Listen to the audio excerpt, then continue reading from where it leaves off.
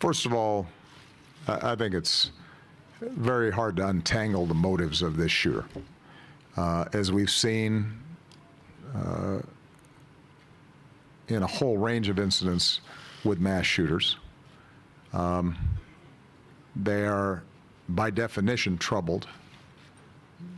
By definition, if you shoot people who pose no threat to you, strangers, you have a troubled mind.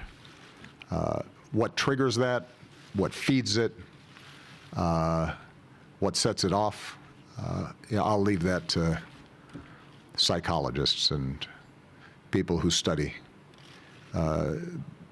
these kinds of incidents. What I can say is that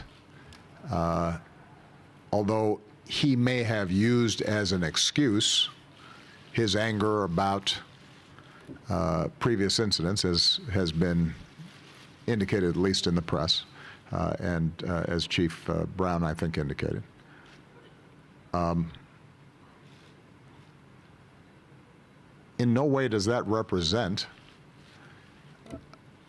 what the overwhelming majority of Americans think. You know, Americans, to a large degree, want to make sure that we have a police force that is supported, because they know our police officers do a really tough, dangerous job.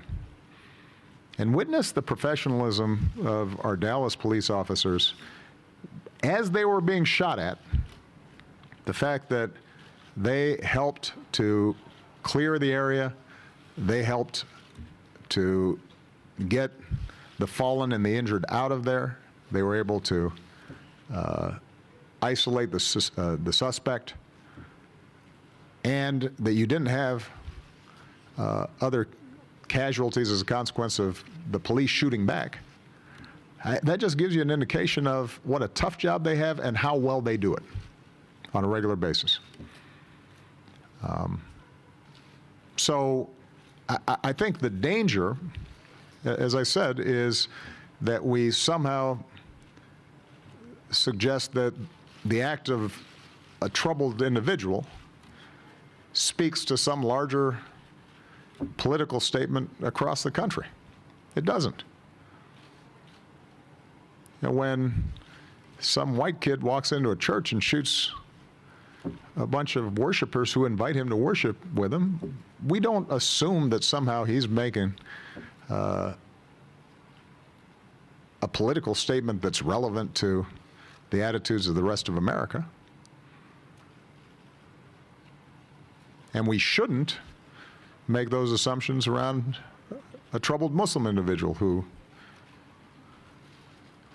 is acting on their own in that same way.